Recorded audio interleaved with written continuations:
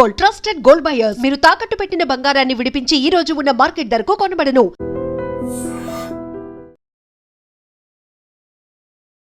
నమస్తే, welcome to I dream. నేను వలి. ప్రస్తుతం నాతో పాటు స్టూడియోలో ఉన్నారు అంతర్జాతీయ వ్యవహారాల నిపుణులు డాక్టర్ రమేష్ కన్నిగంటి గారు. మాట్లాడదాం సార్తో. నమస్తే సార్. నమస్తే వలి గారు. రమేష్ కన్నిగంటి గారు, మనం చూస్తున్నాం ఇరాన్, ఇజ్రాయెల్, అమెరికా వార్ ఎప్పుడు ముగుస్తుందో ఇదొక బ్రహ్మ పదార్థంలా మారిపోయింది. ఎవ్వరికీ అంతు చిక్కట్లా. క్లోజ్ అయిపోతుంది, తెరపడుతుంది అనుకుంటే రోజుకు ఒక ప్రకటన వస్తుంది, రోజుకో దాడులు, ఇంకా క్షిపణి దాడులు కొనసాగుతూనే ఉన్నాయి. డొనాల్డ్ ట్రంప్ లేటెస్ట్గా ఒక ప్రకటన చేశాడు సార్. త్వరగా ఒప్పందం కుదుర్చుకోండి ఇరాన్కి హెచ్చరిస్తూ మొన్న 10 రోజులు టైం ఇచ్చాడు. ఏప్రిల్ 6వ తారీఖు రాత్రి 8 గంటల వరకు టైం ఇచ్చాడు. ఇప్పుడు మళ్ళీ లేటెస్ట్గా చేసిన స్టేట్మెంట్ ఏంటంటే, వీలైనంత త్వరగా మీరు ఒప్పందం కుదుర్చుకోండి, లేకపోతే మీ పవర్ ప్లాంట్లు, మీ కర్గ్ ద్వీపం ఏది మిగలదు, సర్వనాశనం చేసేస్తానని చెప్పి చాలా క్లియర్గా, స్ట్రైట్గా, సీరియస్గా వార్నింగ్ ఇచ్చాడు. అంటే ఈ హెచ్చరికని ఏ విధంగా చూడాల్సిన అవసరం కనిపిస్తోంది? ప్రస్తుతం డిస్కషన్స్ ఏమన్నా జరుగుతున్నాయా? వలి గారు, ఐ డ్రీమ్ చూస్తున్న తెలుగు వారికి మీ ద్వారా నేను చెప్పేది, డొనాల్డ్ ట్రంప్ ఏం చెప్పినా చేస్తాడు.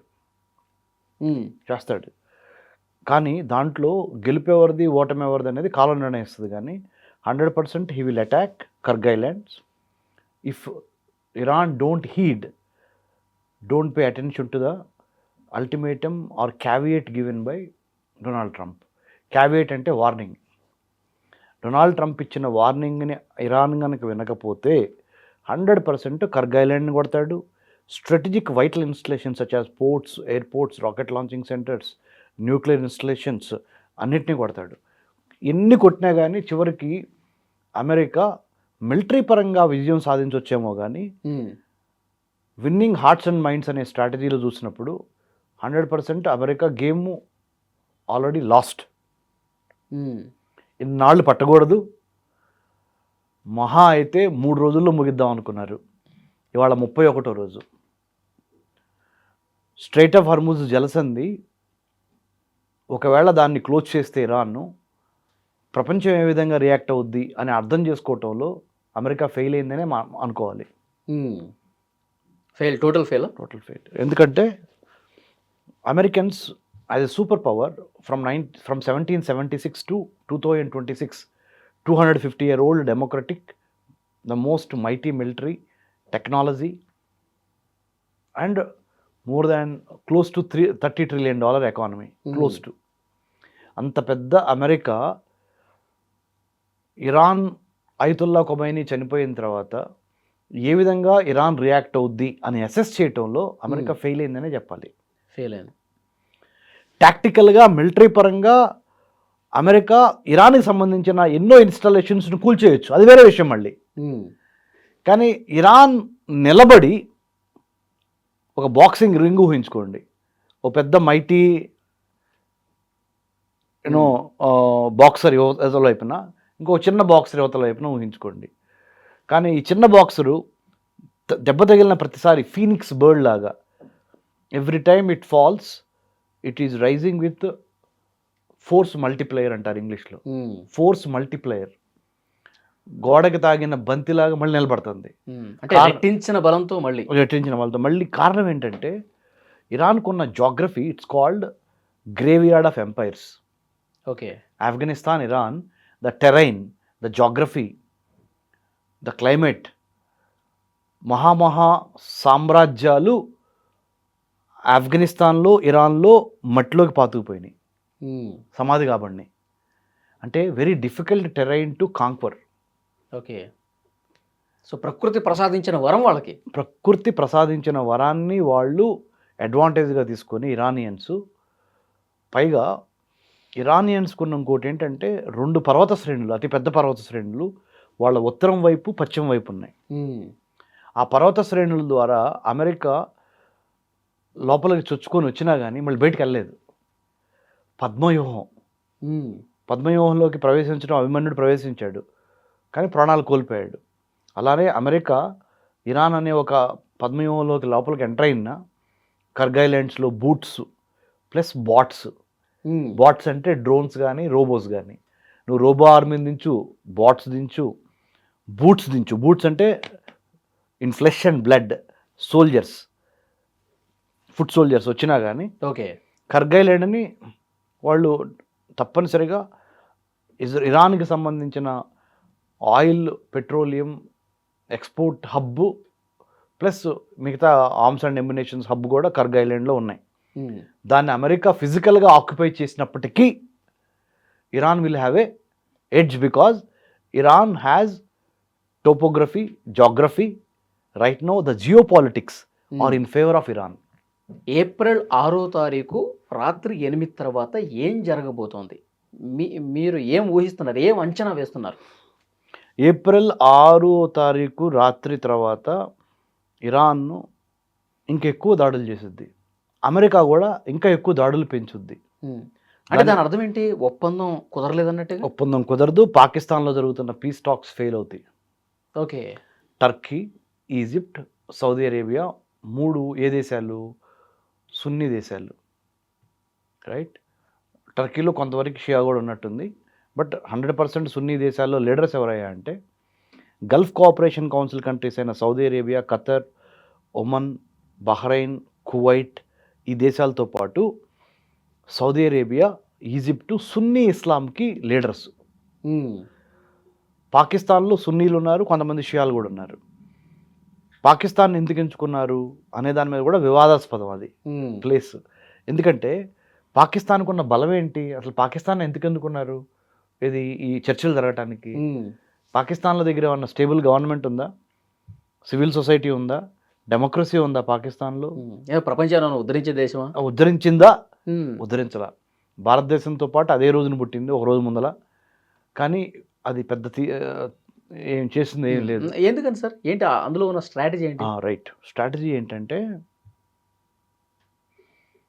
ఇరాన్కి పరోక్షంగా పాకిస్తాన్ నుంచి సపోర్ట్ ఉంది. పాకిస్తాన్ న్యూక్లియర్ ప్రోగ్రామ్కి ఇరాన్ నుంచి సపోర్ట్ ఉంది. ఓకే.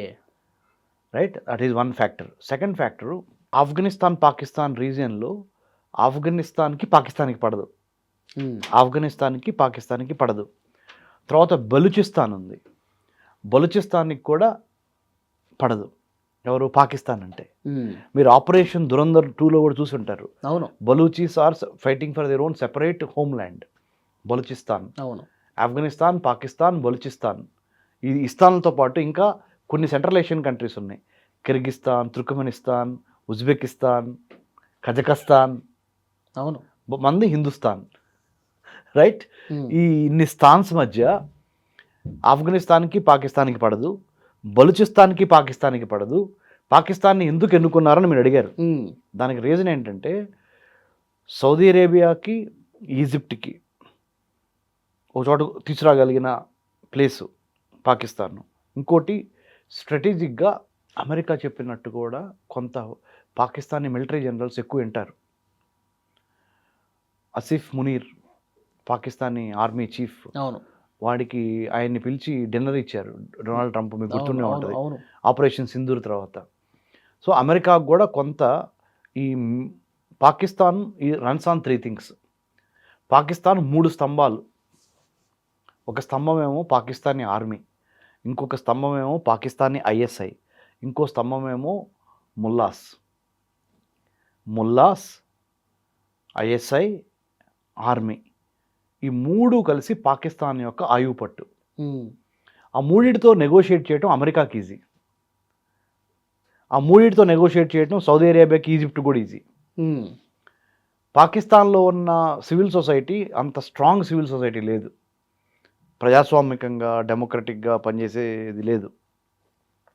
ఈ కారణాలు. మరి ముఖ్యంగా చెప్పాలి అంటే టేబుల్కి ఇప్పుడు మన ఇద్దరం శాంతి కోసం వచ్చాం అనుకుందాం.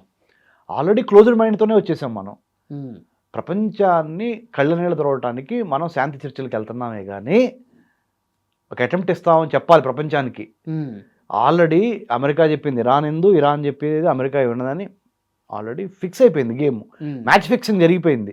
మ్యాచ్ ఫిక్సింగ్ దేనికి? శాంతి కోసం కాదు, ఇంకా యుద్ధం పెరగడానికి మ్యాచ్ ఫిక్సింగ్ జరిగిపోయింది.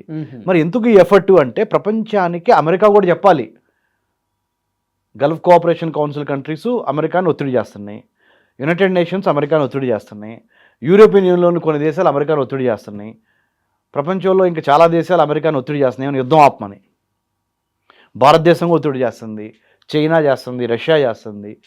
సో ప్రపంచానికి నేను చెప్పాలి ఏమని, మీరు చెప్పిందంతా నేను మిమ్మల్ని గౌరవిస్తా, నాకు అవసరం లేకపోయినా ఇరాన్ నా ముందల ఇంత చిన్నది అయినా నేను నన్ను తగ్గించుకొని నేను ఇరాన్తో శాంతి ఒప్పందం కోసం నేను ఒక మెట్టు కిందకి దిగి అది పాకిస్తాన్లో దిగి వెళ్ళాను, తప్పు నాది లేదు. శాంతి ఒప్పందం తర్వాత కూడా ఇరాన్ తన పద్ధతి మార్చుకోలేదు, అందుకని చాలా తీవ్రమైన దాడులు చేశాం. ఇప్పుడు ఇందాక మీరు బిగినింగ్లో ఏమన్నారు, తీవ్రమైన దాడులు ఉంటాయని ట్రంప్ హెచ్చరించారని చెప్పారు కదా. ఆ ఏప్రిల్ 6వ తారీఖు ముందలే దీన్ని తూతు మంత్రంగా చేస్తారు. అంటే నేను అన్ని ప్రయత్నాలు చేశాను, ఇంకా ఏమీ చేయలేక సామం దానం భేదం దండం అన్ని వాడా, ఏమి చేయలేక ఈ ప్రయత్నం చేస్తున్నాను. ఆ ప్రయత్నం ఏమై ఉండొచ్చు అని మీరు అడిగారు.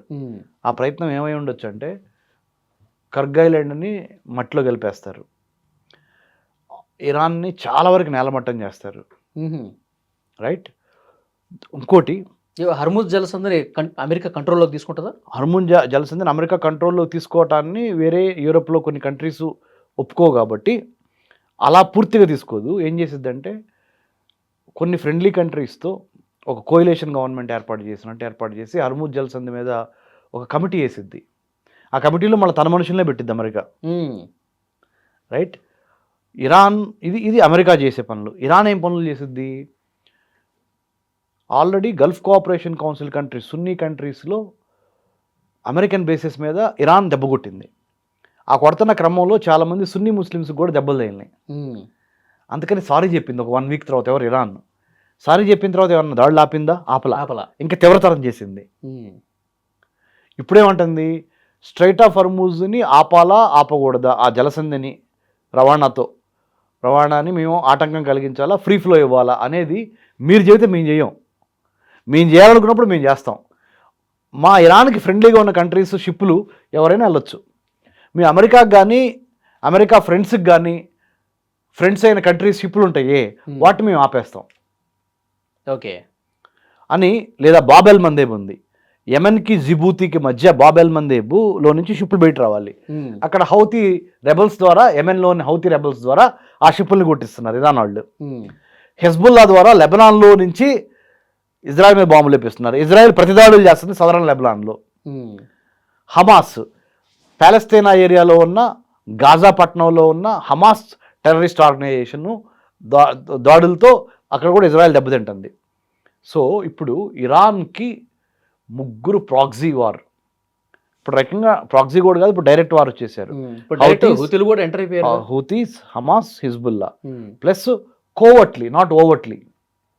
కోవర్ట్లీ అంటే అర్థం ఏంటంటే సీక్రెట్గా రష్యా, చైనా, నార్త్ కొరియా, కొంత భాగం టర్కీ, రైట్, సపోర్టు. ఇట్లా ఇరాన్ తన సపోర్ట్ని పెంచుకుంటా. ఇంకోటి గమనించాల్సిన విషయం, అమెరికాలో ప్రజాస్వామ్య పద్ధతిలో నో కింగ్స్ మూమెంట్ స్టార్ట్ అయింది. అవును, పెద్దగా రోడ్ల మీదకి వస్తున్నారు. నో కింగ్స్ మూమెంట్ అంటే అర్థం ఏంటంటే 21వ శతాబ్దంలో రాజరిక వ్యవస్థని తలింపజేసే విధంగా మీరు ఏకపక్ష నిర్ణయాలు తీసుకుంటున్నారు.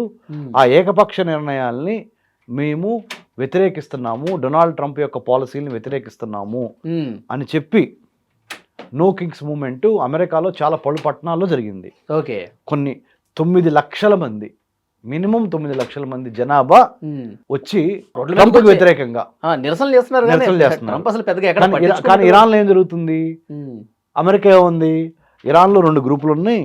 ఒకటేమో అయతుల్లా ఖొమైనీని సపోర్ట్ చేసే గ్రూపు, ఇంకోటేమో ఇరాన్లో ఉన్న సాధారణ ప్రజలు అయతుల్లా ఖొమైనీ గొంతు నొక్కేయటం మూలాన బయటికి రాని వాళ్ళు బయటకు వచ్చి అయతుల్లా ఖొమైనీ రెజీమ్కి వ్యతిరేకంగా ఇరాన్లో ఒక పెద్ద మూమెంట్ వచ్చింది, రెవల్యూషన్ వచ్చింది. తద్వారా అయతుల్లా ఖొమైనీ యొక్క కోసాలు కదిలిపోతాయి అని అమెరికన్ గవర్నమెంట్ భావించింది, ట్రంప్గా భావించాడు. కానీ దానికి వ్యతిరేకంగా ఇప్పుడు ఏమైంది, ఇరాన్లో ఉన్న ప్రజలందరూ ఏకమయ్యారు. అవును, అమెరికాలో ఉన్న ప్రజలు ఎవరికి వ్యతిరేకమయ్యారు, ఇరాన్కు వ్యతిరేకం వల్ల డొనాల్డ్ ట్రంప్కి వ్యతిరేకమయ్యారు. అవును, అంటే ఇక్కడ మీరు గమనించాల్సింది, అమెరికా మిలిటరీ పరంగా కొన్ని విజయాలు సాధించిందేమో కానీ నైతికంగా, ఎథికల్గా, మోరల్గా, పొలిటికల్గా, స్ట్రాటజిక్గా దెబ్బతింది అండ్ జాగ్రఫికల్గా.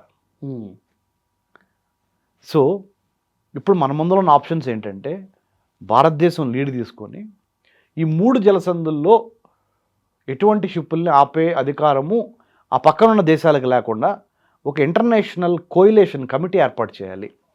ఐ డ్రీమ్ ద్వారా వలీ బ్రదర్ నన్ను ఇంట్రో చేస్తున్నారు. నా పేరు డాక్టర్ రమేష్ కన్నెగంటి. ఎందుకు చెబుతున్నానంటే మన ప్రేక్షకులకి నేను కొత్తగా సూచించేది ఏంటి, శాంతి కోసము డాక్టర్ రమేష్ కన్నెగంటి అనబడు నేను పిహెచ్డి ఇన్ అమెరికన్ స్టడీస్ చదువుకొని ఇజ్రాయెల్లో ఉండి గల్ఫ్ కంట్రీస్ కొన్ని తిరిగి వచ్చి అమెరికాలో కూడా ఉన్నాను, అమెరికాలో కూడా చదువుకున్నాను, స్టాన్ఫోర్డ్ యూనివర్సిటీలో కూడా చదువుకొని అంత సంపాదించిన జ్ఞానంతో కామన్ సెన్స్తో plus diplomatic as well as military స్టడీస్ని అవపోసన బట్టి చదివి నేను ప్రపోజ్ చేస్తున్న పీస్ ప్లాన్ ఏంటంటే ప్రపంచంలో సపోజ్ నేను ఇరాన్ అనుకో, పక్కన ఇక్కడ స్ట్రైట్ ఆఫ్ హర్ముజ్ ఉంది అనుకో, నా పక్కనే ఉందా కదా అని నాకు నీ గొడవ అయితే దీన్ని ఆపేస్తున్నా నేను. దీన్ని ఆపేయటం వలన మిగతా 100 మంది కంట్రీస్కి ఇబ్బంది కలుగుతుంది. అవును. యువతల పక్కన బాబెల్ మందేబ్ ఉంది, యెమెన్ పక్కన. యెమెన్ వాళ్ళు బాబెల్ మందేబ్ని ఆపేస్తున్నారు. ఇండోనేషియా మలేషియా మధ్య మలక్కా స్ట్రైట్స్ ఉంది, ఆ కంట్రీస్ దాన్ని ఆపేసినాయి అనుకో అక్కడ గొడవ మూలాన. లేకపోతే రేపు చైనా వెళ్ళి తైవాన్ని కొట్టింది, లేదా అమెరికా సపోర్ట్ తీసుకుని తైవాన్ చైనా మీద దాడి చేసింది. అప్పుడు ఈ మలక్కా స్ట్రైట్స్కి ఇప్పుడు స్ట్రైట్ ఆఫ్ హర్ముజ్కి ఎట్లయితే ఇబ్బంది వచ్చిందో రేపు మలక్కా స్ట్రైట్కి అది ఇబ్బంది వచ్చింది. ఓకే. అప్పుడు కూడా ఇట్లానే global supply chain logics will go for a toss. Given the geopolitical, geostrategic, geotechnical, geostrategic calculus if you apply to the normalcy, I think these things should be repeating again and again. మరి ఇలాంటి వాటిని ఆపటానికి ఏం చేయాలంటే మనము ఇరాన్కి అధికారం ఇవ్వాలి పక్కన ఉన్న స్ట్రైట్ ఆఫ్ హర్ముజ్ యొక్క దీని మీద ఇస్తానే. ఇరాన్తో పాటు ఇంకా 2-3 ఇంపార్టెంట్ కంట్రీస్ని including United States of America obviously will say I will participate in that coalition. ఒక 4 సభ్యులతో కూడిన ఒక కమిటీ 4 దేశాలతో వేసి ఈ స్ట్రైట్ ఆఫ్ హర్ముజ్లో షిప్పులు వెళ్ళాలా ఆపాలా అనేది ఒక ఇరాన్కి అవకాశం ఇవ్వకుండా ఒక 3-4 కంట్రీస్ని కలిపి ఒక కమిటీగా ఏర్పాటు చేసి, ఓకే, అప్పుడేమవుద్ది, మీ లోకల్ పంచాయతీ తగాదాలతో ప్రపంచాన్ని అతలాకుతలం చేస్తున్నారు మీరు. ఇప్పుడు చిన్న ఉదాహరణ వలి గారు, భారతదేశంలో మనం ఏం తప్పు చేసాము? కొట్టుకుంటుంది ఎవరెవరు చెప్పండి? అమెరికా ఇజ్రాయెల్ ఓ పక్కన, ఇరాన్ ఓ పక్కన. మన కడుపులు ఎందుకు కాలాలి? మన ఇంట్లో గ్యాస్ ఎందుకు మనం డబుల్ ప్రైస్, త్రిబుల్ ప్రైస్ కొట్టి కిలోమీటర్ల మేర మనం బైక్ పెట్రోల్ ఎందుకు నిలబడాలి? లేకపోతే మన 1 కోటి మంది భారతీయులు గల్ఫ్ కోఆపరేషన్ కౌన్సిల్ కంట్రీస్లో పనిచేస్తున్నారు, మీరు డబ్బులు ఇస్తున్నారు, మేము భారతదేశం పంపించుకుంటున్నాము, మీరు మాకేం బిచ్చమేయట్లేదుగా, మేము కష్టపడి పనిచేస్తున్నాంగా. మరి మీరు కొట్టుకునే పంచాయతీలో మేము ఇరుక్కొని, అలానే రేపొద్దున ఎక్కడెక్కడ పంచాయతీలు జరిగినా, బాబెల్ మందేబ్లో జరిగినా, స్ట్రైట్ ఆఫ్ హర్ముజ్లో జరిగినా, మలక్కా స్ట్రైట్లో జరిగినా, సూయజ్ కెనాల్లో జరిగినా, పనామా కెనాల్లో జరిగినా, బేరింగ్ స్ట్రైట్లో జరిగినా, పాక్ స్ట్రైట్లో జరిగినా, 100 స్ట్రైట్స్ ఉన్నాయి ఇలాంటి. అక్కడ ఎక్కడ జరిగినా కానీ ఆ పంచాయతీ మా ఇంట్లో మాకు ఇబ్బందులు ఎందుకు? కాబట్టి వాళ్ళ గొడవల వల్ల మనం ఉండాలి. కాబట్టి మనం ఏం చేయాలంటే ఒక్క భారతదేశమే కాదు, భారతదేశం లాంటి దేశాలు 193 దేశాల్లో మినిమం 100 దేశాలకి ఎక్స్పోర్ట్స్ ఇంపోర్ట్స్ ఈ షిప్పుల ద్వారా వెళ్తాయి. 80% of the world trade happens on high seas. 70% by trade and by volume happens in India and beyond on shipping.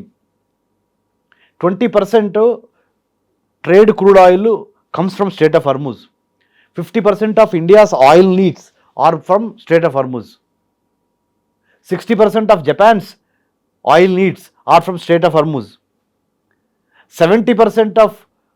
60 to 70% of Chinese dependency on energy security comes from Bab el Mandeb, straight of Hormuz, Malacca Strides. మనం భారతీయులుగా ఒక భారతదేశం గురించి ఆలోచించడం బాగుంది, భారతదేశంతో పాటు మిగతా అన్ని దేశాలకు దెబ్బలు తగులుతున్నాయి. అవును. కాబట్టి ఫ్యూచర్లో ఇలాంటి పునరావృతం కాకుండా ఉండాలంటే ఏం చేయాలంటే, ఆ జలసంధులు ఏవైతే ఉన్నాయో ఇప్పుడు నేను చెప్పిన పేర్లన్నీ, ఆ పక్కన ఒక కంట్రీ ఉంటుంది, అది పూర్తి గుత్తాధిపత్యం దానికి వదిలేకుండా ఆ కంట్రీతో పాటు ఇంకొక 3-4 కంట్రీస్ని బ్యాలెన్స్ చేస్తా.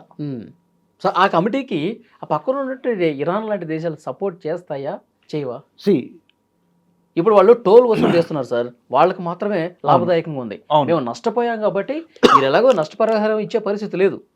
కానీ ఆ నష్టాన్ని పూడ్చుకోవడానికి మేము మళ్ళీ పునర్నిర్మాణం చేసుకోవడానికి మాకు కొంత ఉపయోగపడుతుంది, అందుకే మేము టోల్ వసూలు చేస్తున్నాం అంటున్నారు వాళ్ళు. టోల్ వసూలు చేయడం తప్పు కాదు, కానీ ఏకపక్షంగా మూసేయడం తప్పు. ఏది ఆ జలసంధిని. ఇప్పుడు మనం ఆటవిక సామ్రాజ్యంలో బతకట్లేదు కదా సార్, సివిల్ సొసైటీలో బతుకుతున్నాం కదా. కొన్ని రూల్స్, కొన్ని రెగ్యులేషన్స్, కొన్ని నీతులు, నియమాలు. జంగల్ రాజు కాదు కదా sir, might is right. America ఎందుకు తప్పయిందంటే, ఇప్పుడు అమెరికాకి ఈ అవస్థ ఎందుకు పట్టిందంటే ట్రంప్ లెడ్ అమెరికాకి ఏకపక్ష నిర్ణయాలు. సో అవి పునరావృతం కాకుండా ఉండాలంటే ఈ ప్రతి జలసంధి మీద ఒక కమిటీ వేయటం అనేది కంపల్సరీ ఇక్కడి నుంచి. అదే హర్ముజ్తోనే స్టార్ట్ అవుద్ది అంటారు. Hormuz, Bab el Mandeb, Malacca strait, Panama canal, Suez canal start అవ్వకపోతే స్టార్ట్ చేయాలి. ఎవరు చేయాలి? ఇండియా లాంటి దేశం చేయాలి. కానీ ఇంకా ఇండియా అంత ఇనిషియేటివ్ తీసుకుని యుద్ధాన్ని ఏదో రకంగా మనం ఆపాలి, లేదంటే ప్రపంచ దేశాలు ఇబ్బంది పడుతున్నాయి ఆ ఉద్దేశంతో కొంచెం యాక్టివ్ రోల్ ఇంకా ఆ రోల్లోకి రాలేదేమో చెప్తాను. ఐ డ్రీమ్ ప్రేక్షకులకి, మన తెలుగు వాళ్ళకి చెప్తున్నాం మీ ద్వారా. దేవుడు మీరు చూసారంటే మీరు ఏమంటారు? దేవుడు నేను ఫీల్ అయ్యాను కానీ చూడలేదంటారు. అదే భారతదేశము ఎన్ని ప్రయత్నాలు చేస్తుందో తెలుసా? విశ్వ ప్రయత్నాలు చేస్తుంది. ఎంతమంది నాయకులతో ప్రతిరోజు మోడీ గారు, అజిత్ దోవల్ గారు, జయశంకర్ గారు మాట్లాడుతున్నారు తెలుసా? ఇంత పెద్ద యుద్ధం జరుగుతుంది. మన G7కి వెళ్ళాడు జయశంకర్ గారు, గ్రూప్ ఆఫ్ 7 ఇండస్ట్రియలైజ్డ్ కంట్రీ మీటింగ్కి. ప్రతిరోజు Ministry of External Affairs, Government of India, South Block Delhi నుంచి కొన్ని వేల కేబుల్స్ డిఫరెంట్ కంట్రీస్కి డిప్లొమసీ, పీస్ బిల్డింగ్, శాంతి స్థాపన కోసం మన వాళ్ళు ఆహారనిచ్చలు శ్రమిస్తున్నారు. అన్ని విషయాలు పేపర్లో రాకూడదు, ఎందుకంటే శత్రు దేశాలు అలర్ట్ అవుతాయి. మనం చేసే మంచి పనిని శత్రు దేశాలు కాలడ్డం పెడతాయి, ముఖ్యంగా పాకిస్తాన్ లాంటి దేశాలు. ఓకే, అందుకని అన్నీ బయటికి చెప్పట్లేదు. మనం 24/7 మనం యుద్ధం ఆగాలి, శాంతి నెలకొల్పాలి, మళ్ళీ నార్మల్సీ రావాలి అనేది మనం ప్రయత్నం చేస్తున్నాం. ఓకే సార్, ఫైనల్గా ఇట్లా దేశాలు కొట్టుకుంటున్నప్పుడు ఒక ఆర్గనైజేషన్ ఉంది కదా ఈ యుద్ధాన్ని ఆపే ప్రయత్నం, యునైటెడ్ నేషన్స్, ఐక్యరాజ్య సమితి ప్రపంచ శాంతి కోసం 1945లో పెట్టారు. ఎందుకని సార్ నామమాత్రంగా ఉండాల్సిన పరిస్థితి ఎందుకు వచ్చింది చెప్పనా సార్? Common sense. ఇప్పుడు ఇక్కడ 10 మంది ఉన్నాం కూర్చొని, 10 మందిలో 7గురికి శాలరీలు నేనే ఇస్తున్నా అమెరికా. ఆ 7గురు నేను చెప్పినట్టు వింటారా, మీరు చెప్పినట్టు వింటారా? ఎవరు డబ్బులు ఇస్తే వాళ్ళగా? ఇప్పుడు అదే జరుగుతుంది. 193 దేశాలు మెంబర్షిప్ ఉన్న ఐక్యరాజ్య సమితిలో ఎక్కువ ఖర్చు ఎవరు భరిస్తున్నారు అంటే అమెరికా భరిస్తుంది. ఓకే, ట్రంప్కి ఎక్కడి నుంచి వచ్చింది ఆ బలం చెప్పనా? ఇక్కడి నుంచి వచ్చింది, డాలర్. ఓకే, నేటో యూరోప్ని రష్యా నుంచి కాపాడటానికి పెట్టారు, అప్పుడు సోవియట్ యూనియన్ నుంచి కాపాడటానికి, ఇప్పుడు రష్యా నుంచి. నేటో నిర్వహణకి నేనే ఖర్చు ఎక్కువ పెడుతున్నా కాబట్టి నేను చెప్పినట్టు వినాలంటున్నాడు ట్రంప్. IMF, వరల్డ్ బ్యాంకు, ప్రపంచంలో ఏ పెద్ద ఆర్గనైజేషన్ అని తీసుకోండి, అందుట్లో అమెరికన్ డాలర్స్ ఎక్కువ ఉన్నాయి, అమెరికా ఎక్కువ ఖర్చు పెడుతుంది అని అమెరికా చెప్పినట్టు వినాల్సి వస్తుంది. ఇప్పుడు కూడా చూద్దాం సార్, 193 దేశాలు ఉన్నాయి, P5 ఉన్నాయి, P5 పర్మనెంట్ 5 అంటారు, యునైటెడ్ నేషన్స్ సెక్యూరిటీ కౌన్సిల్లో, భద్రతా మండలి, ఐక్యరాజ్య సమితి భద్రతా మండలిలో వీటో పవర్ కలిగిన దేశాలు 5. 193 దేశాల్లో 5 దేశాలకే వీటో పవర్ ఇవ్వటం ఏంటి అంటే వాళ్ళు ఏమైనా తురుంకాలనా, వాళ్ళకి ఏమైనా కొమ్ములు మొలిసినాయా? రెండో ప్రపంచ యుద్ధం తర్వాత ఆ సమయంలో వాళ్ళకి ఆ రైట్ ఇచ్చారు, దాన్ని ఎందుకు కంటిన్యూ చేస్తున్నారు ఇప్పుడు దాకా మీరు? భారతదేశం లాంటి గొప్ప ప్రజాస్వామిక దేశానికి, భారతదేశం లాంటి ఒక గొప్ప టాలెంట్ ఉన్న దేశానికి, నెంబర్ 1గా ఎదుగుతున్న దేశానికి అన్ని రకాలుగా ఏ దేశాన్ని ఇంతవరకు ఆక్రమణకు గురి చేయి, ఏ దేశం మీద మనం ఆక్రమించకుండా, ఏ దేశం మీద మనం బలవంతంగా చేయకుండా, ఏది మనం కాంక్వర్ చేయకుండా, బలప్రయోగం చేయకుండా, ప్రజాస్వామ్యబద్ధంగా 80 ఏళ్ల పాటు, ఆల్మోస్ట్ 78 ఏళ్ల పాటు ప్రజాస్వామ్యం నడుపుతున్నాము. మనకి పర్మనెంట్ 5లో మనకి మెంబర్షిప్ లేకుండా UK, France, China, America, right, వీళ్ళకి ఎందుకు ఉండాలి? వీటి మీద ఎవరు ప్రశ్నిస్తారు? మనం ప్రశ్నించాలి. ఇప్పుడు ఈ పర్మనెంట్ 5 అనే దాన్ని తీసిపారేసి నెంబర్ పెంచు, కావాలంటే 20 మంది, కనీసం ఒక 20 మంది కానీ రిప్రజెంటేషన్ ఇవ్వు, ఏది యునైటెడ్ నేషన్స్ సెక్యూరిటీ కౌన్సిల్లో, రైట్. సో చాలా యునైటెడ్ నేషన్స్లో మార్పులు తీసుకురావాల్సిన అవసరం వచ్చింది.